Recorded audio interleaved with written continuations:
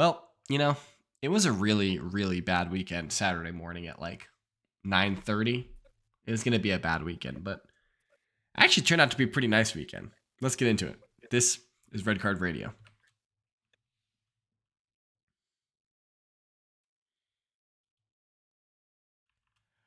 Good morning, good evening, good afternoon, whenever you're listening from. Thanks for tuning in. Red Card Radio is a weekly look at the Premier League from three friends who support different clubs. My name is James. I support Arsenal.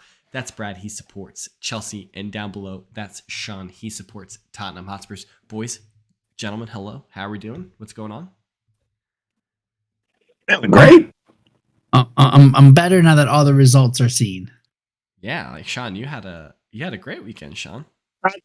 Listen, I told you guys we were going to win 1-0. I said it. Did you say that? I don't remember that.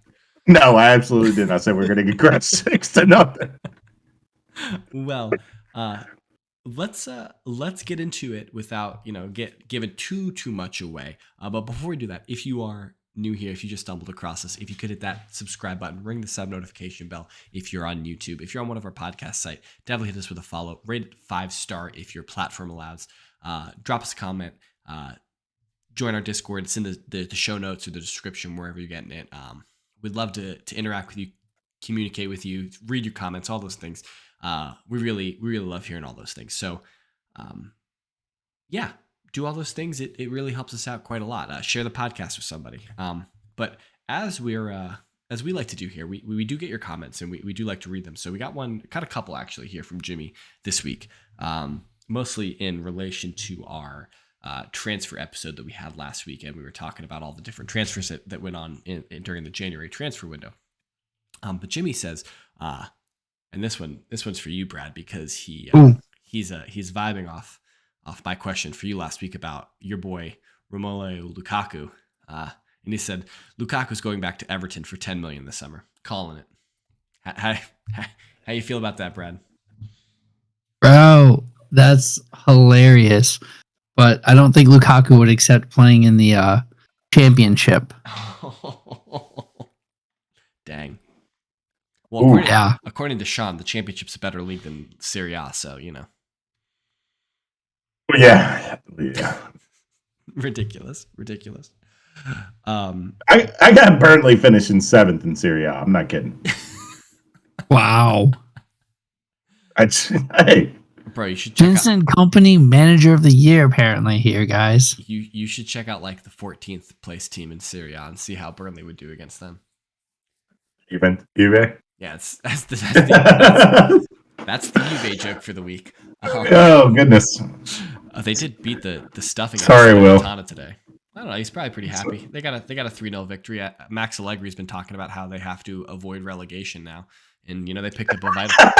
Max Allegri, he said in his pre-match press conference before their Salernitana match, he said, now we have to really focus on getting to 40 points, and it's just like. What an absurd statement. But they picked up 3 important ones against Salernitana today, so 1-3 now. Okay, Jimmy has another statement. He watches a lot of German football as he's a Borussia Dortmund fan, and he said the Bundesliga gets their business done, and I'm paraphrasing. So Jimmy, don't come at me because I'm paraphrasing here. But he says Bundesliga gets their business done in the summer. The Bundesliga clubs seem to value-oriented players or prospects rather than like players that are ready-made right now, with the exception is Bayern Munich, because Munich they're the only team that spend money, like big money in Germany. They don't even really spend that big of money. Even when they do get, like, they may splash here or there, but even when they do get big names, it's like on a free, or they're getting it like a pretty good deal, or loan with an obligation or option. Yeah, loan with an obligation. Yeah, they're really smart even with their big name transfers. I don't know. They spent like 65 or 70 million on De Ligt in the summer. Who else did they buy? That was just a nod to Juve. They were like, "Hey, listen, we'll help you out on this." I think it was some money laundering or something, probably. Mm-hmm. Cancelo with that loan with option to buy. Well, that's such an interesting deal, because it's a loan with a 70 million option that I don't see Munich paying 70 million for João Cancelo. It it doesn't seem like they're going to spend that kind of money on him. Now, maybe I'm wrong. Maybe they can negotiate with City a cut rate deal when City are relegated, but Yeah, that's barely. a bit of a teaser for tomorrow's episode. You'll have to check back on. There's some Manchester City news brewing. If you are unaware, that we will definitely dig into. You'll want to check back for our news episode there. Sean's got some hot takes in relation to that. Hot steaming takes. All right, Spicy. let me pull up the league table because it's an important ritual here on Red Card Radio. But obviously still in first position is Arsenal. They're suspiciously still on 50 points, which doesn't make sense because they had Everton this weekend, right? So that's weird. Did you ever notice he only wants to pull up the podcast or pull up the table every week once his team's at the top? Like that's the only way he wants to look at the table every week. My club was at the top of the table for 9 straight weeks, 11 straight weeks, and I was telling you it didn't matter. Okay, so it's something that we do on this podcast. We look at the table. City are in second. United are up to third. They're in sole possession of third now. Newcastle are in fourth. They've got a 1-point lead over fifth place Tottenham, though Tottenham have played one more game than Newcastle. Brighton are in sixth. Brentford are up into seventh. Fulham are down to eighth. Chelsea up to ninth. They move up because Liverpool drop to 10th. Aston Villa are still in 11th. Palace still in 12th. Nottingham Forest, they're on a good run of form. They are still in 13th. They are just steadily, making their way out of the woods. Forest, if you will. Forest making their way out of the woods. Okay. Leicester are in 14th. Wolves are up to 15th. West Ham are in 16th and narrowly surviving if the league were to finish today are Leeds. They are in 17th position. Everton are up to 18th, but still in danger. Bournemouth are in 19th, and Southampton still chilling in 20th. So nothing changes for the bottom 3 teams, just some small positional changes. But specific results for the weekend. So kicked off on Friday last. It was the West London derby, Chelsea versus Fulham from Stamford Bridge. That is a thrilling 0-0 draw. We will catch Brad's reaction to that one. Fast forward 12 hours or so to Saturday morning. You have Everton hosting Arsenal at Goodison, and Everton get the 1-0 victory. Sean Dyche is still and forevermore will be the thorn in Arsenal's side. You'll catch my reaction here in a minute about that result. We've got Villa Leicester. That game ended 4-2 for Leicester. Brentford Southampton ends 3-0 towards for Brentford. Brighton and Bournemouth ends 1-0 for the home team Brighton. Villa Palace United win 2-1. Wolves Liverpool. Wolves beat the stuffing out of Liverpool 3-0. Get 2 goals early in the first half and then get a third in the second half. You see Brad's fist pumping for that because that means that the ever important battle for 9th place sees Chelsea move above Liverpool. Except what? The timeline here is just like always when Jurgen leaves a club. We know who comes next. Okay. That's the one thing I'm sad about here. Okay, we'll get into that. We'll have to ponder that a little bit. Newcastle West Ham. That game ends 1-1. That was I saw part of that game. That was a pretty good game. Forest Leeds ends 1-0 for Nottingham Forest. Keylor Navas gets his Nottingham Forest debut and has a clean sheet. Great performance by all accounts from Keylor Navas. And then in the big match of the weekend from the new White Hart Lane Stadium, we've got Spurs hosting the champions Manchester City. Spurs win 1-0, and this is a historic victory for none other than Mr. Harry C. Kane. I don't know what his middle name is, but he's going to be Harry C. Kane, just for me at least. He scores one goal in this match to go third all time in the Premier League. Middle name Edward, okay, by the way. I was close. CD. Also, not a Harold. He is just a Harry. Yeah. But not a herald. Sean, how do you feel about your boy? He's slowly ascending to being the all-time leading goal scorer in England. It's not slowly. He's the fastest ever to get to 200 in terms of games. So it's not slowly. I've been telling you guys for a while. It was really funny at the beginning when he was labeled by a lot of pundits and a lot of rival fans, and I'm not pointing fingers at you guys because it was a lot of folks calling one season wonder, and that was like 2015. Yeah, I saw all of these tweets about this, and I was like, I don't, because he took it to heart. He saw it and took it to heart, so it's been like a calling card of like, oh, that one season wonder. I don't remember anyone really ever saying that about him, but I'm also not a Spurs fan. I'm not a Harry Kane fan. So of course I do. Yeah. Okay. Yeah. So it was out there. It was out there, but it was mostly pundits, and then some rivals chirp along with it. But yeah, there was definitely that narrative of, oh, it's a one season wonder. That's cute. Well, it obviously hasn't been.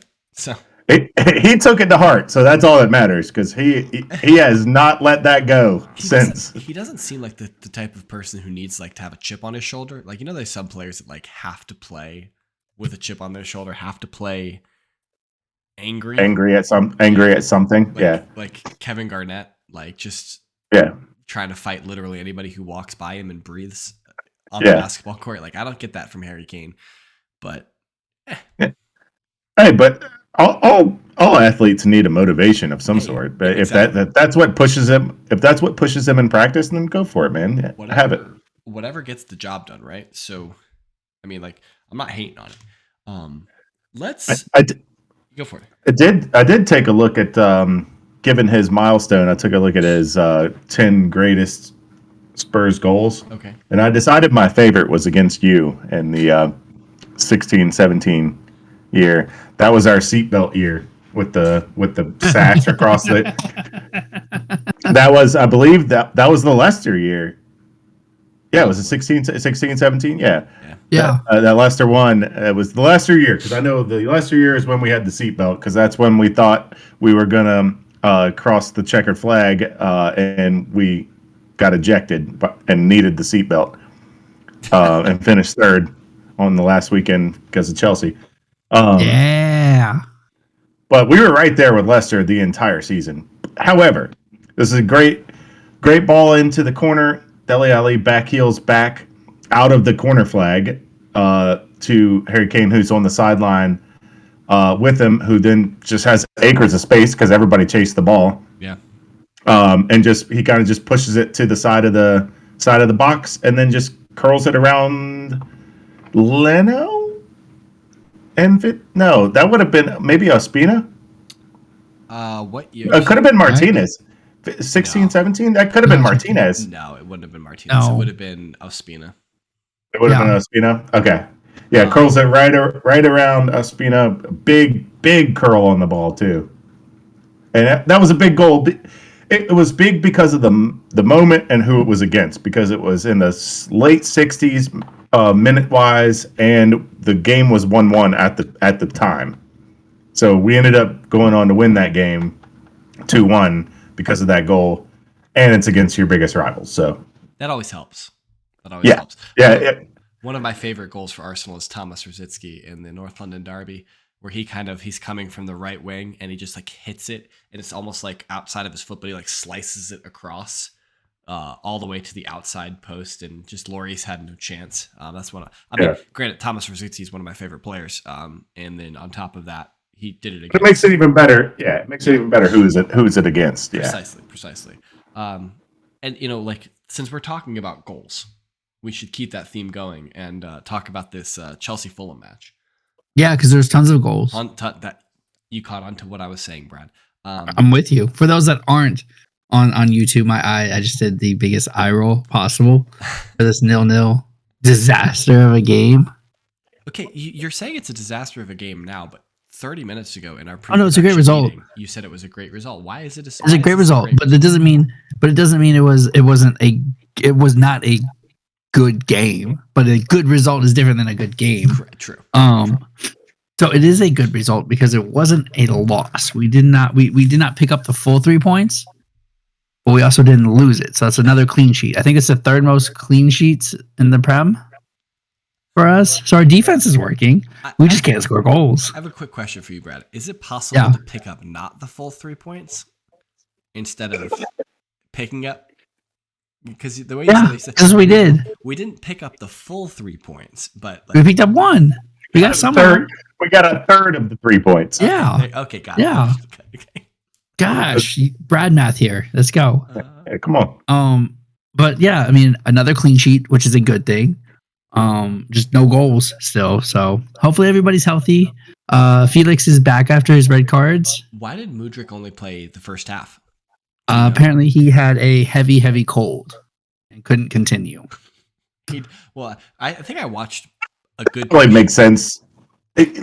Just getting in, he hasn't been in England that long. He hasn't been in England that long. 2 weeks. But whenever I travel, once you're there for a little bit, you start to, I don't know, it's just different germs. That kind of makes sense because he's been southeastern Europe for a while, and then he just goes to England. I don't know, maybe it's different germs. Maybe his body's not used to it. That would just make sense to me. It's entirely possible.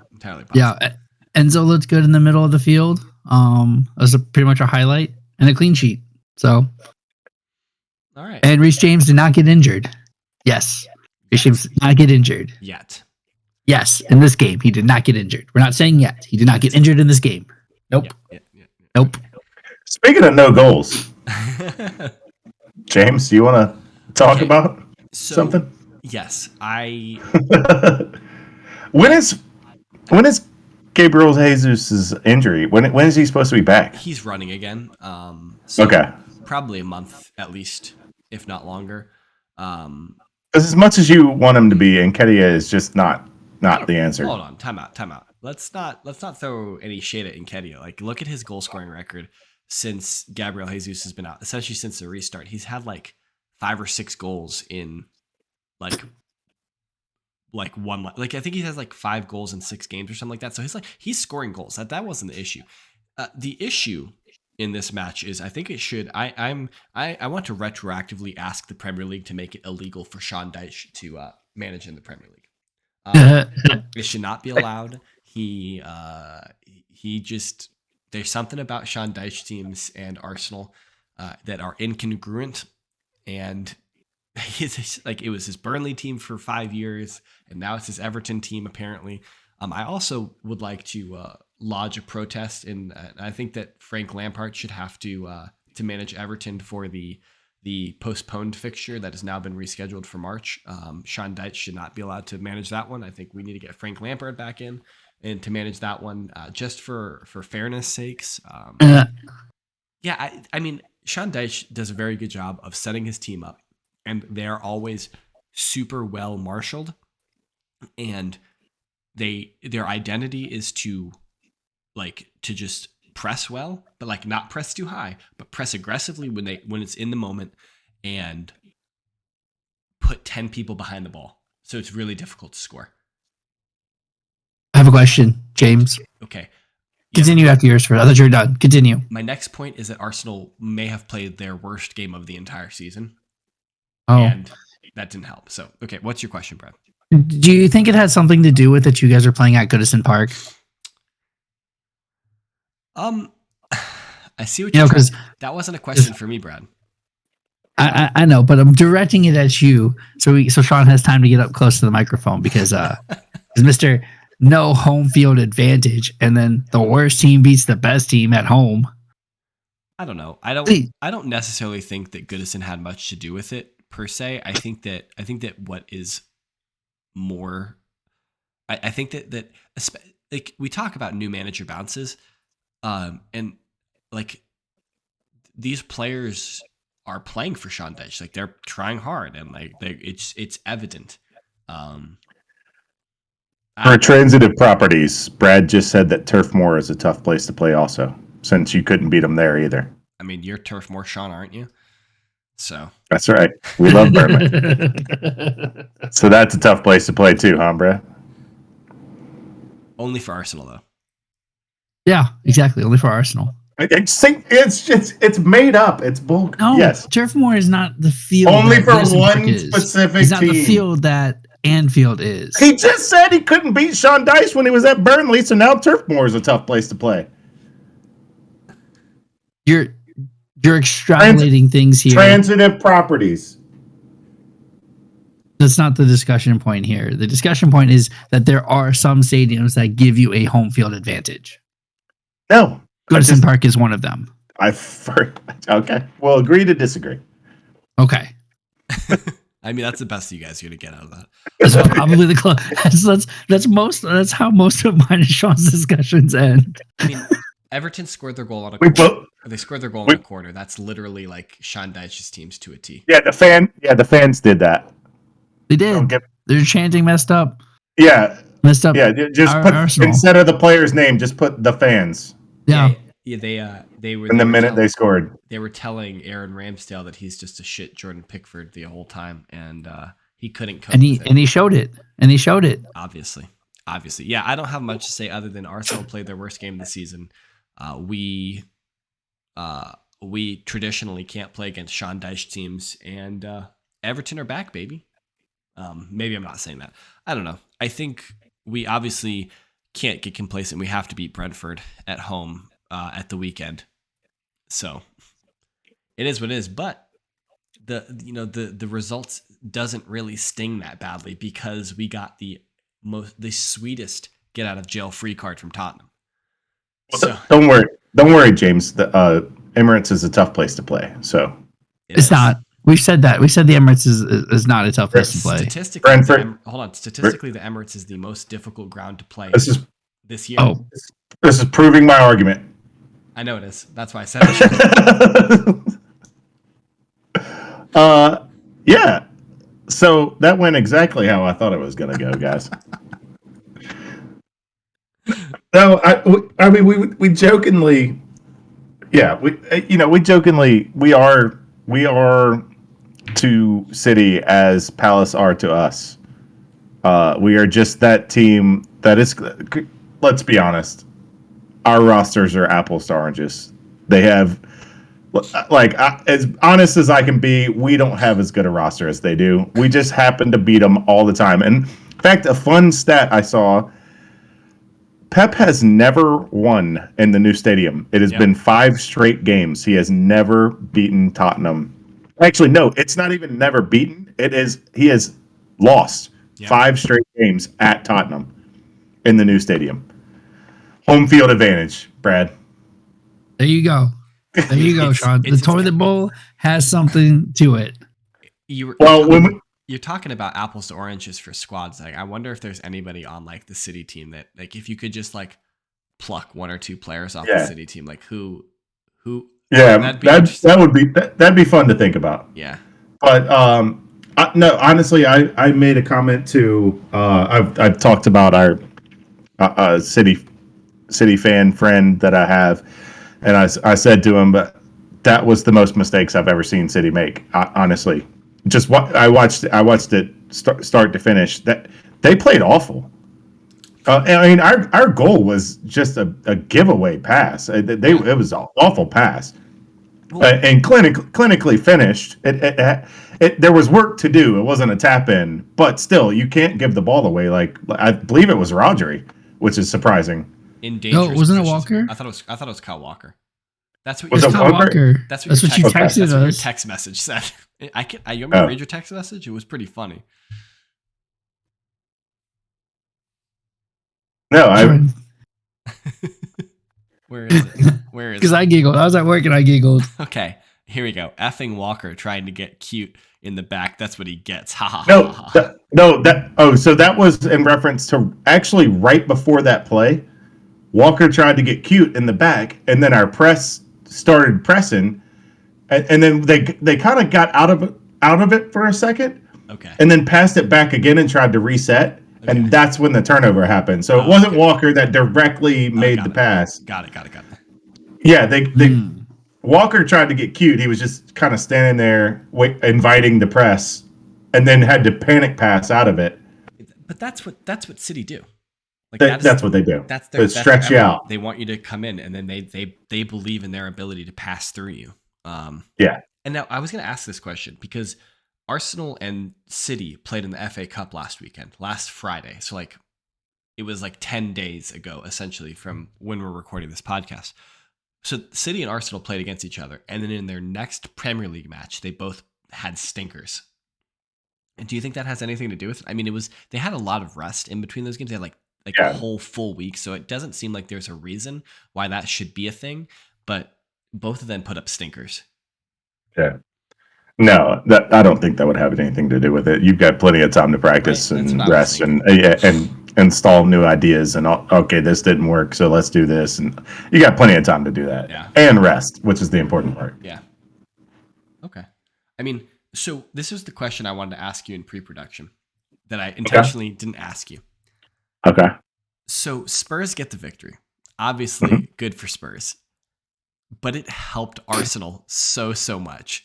Like, it was such an important victory from an Arsenal perspective.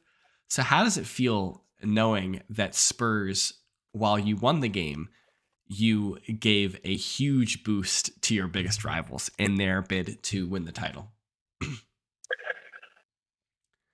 At this point in the season, we can't be worried about Arsenal. Okay. Like we take the 3 points, we keep our blinders on, all the cliches from everybody. Like, keep the blinders on, keep grinding, keep pounding the dirt. Every cliche you can throw in there. You don't worry about Arsenal, you don't worry about Chelsea, you don't worry about Liverpool, United, Newcastle, none of it. Just win the game in front of you, because we need 3 points every game we possibly can. I mean, like that's the MO for all the teams. That's my mindset. Okay, fair enough. So you're kind of like, it doesn't matter. I don't care about anyone other than Tottenham. I want to win every game. Well, yeah, I can't worry about Arsenal right now. We're 11 points behind with 2 games at hand. Like, I can't worry about Arsenal. That's 2 gone. games in front. Yeah, 2 games more played. You guys have 2 games at hand, is what I meant to say. Yeah. We're 11 points behind, so essentially on your run of form, except this past week, that's 17 points. I have a question. I saw Romero got a red. Is that a 3-game suspension or a 1-game suspension? 2 games? Double yellow. Double yellows. Okay. Are they appealing it? I don't think you can. The first yellow is so egregious that it could have been a red. So I don't think, even if he appeals it, I don't think he's getting that one. All right, well, that's good. That's good. It's only 2 games, because that means the hair puller is back for Chelsea. It's 1 game. It should be 1 game. Double yellow is a 1-game suspension. Oh, okay. Well, either way, if he appeals it, that's not happening. No. Just because of Brittany was done with whatever she was doing, and she was sitting there watching the second half with me. And on a yellow, he completely earned the first yellow. And I sent you guys a text message.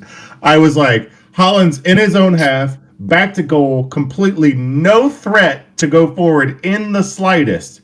And he 2 feet takes his entire legs out. I love my center back. I just set the tone. Doesn't matter where on the field it is. He earned that. That's absolutely yellow. Probably could have been a red the way he went in. But because it was late. It was late and aggressive, and it was clearly sending a message. It was not to get the ball. Yeah. But the second one, I said to her, that's a red for stupidity.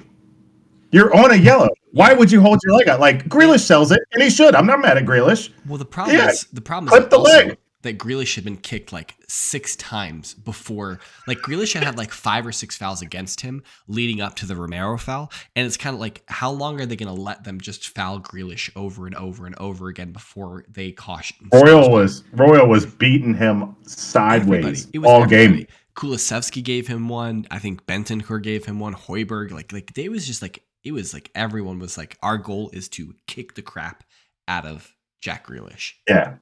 But as soon as it happened, the second yellow, before the card was out, I was like, that's a yellow, he's gone. That's for stupidity. Yeah. Like, you can't leave on a yellow, you can't leave your leg in like that. Exactly. Like I said, Grealish kept his leg down to make sure he clipped it. But that's what you should do. That's Yeah. absolutely what he should do. The Yep. guy's on a yellow, and I'm going to get a foul here. Yep. Easy. So, But all right. anyways, I think that's where we leave it. We do have one, as you guys are getting this podcast Wednesday morning. We have one Premier League match on Wednesday. That's Manchester United versus Leeds. That kicks off, I think it's like 2:45, 3 o'clock on Wednesday. So if you're watching this Wednesday morning as it's releasing, there's a game this afternoon. You'll want to check it out. Other than that, if you are still listening and you haven't hit the subscribe button, now would be a beautiful time to do that. Hit the subscribe button, ring the sub notification bell. If you're on the podcast site, rate it 5 stars. Leave us a comment down below on YouTube. Join our Discord. Share it with a friend. Hit us up on Twitter. That's at KSBradG. Down below, that's at White Hart _Sean. I am at James Tiffany, and collectively we are at Redcard _radio. And we'd love to hear from you. Check back tomorrow. We've got the news, and then Friday we've got a preview of Match Week 23. We can't wait to get into for you guys, and we will see you guys soon.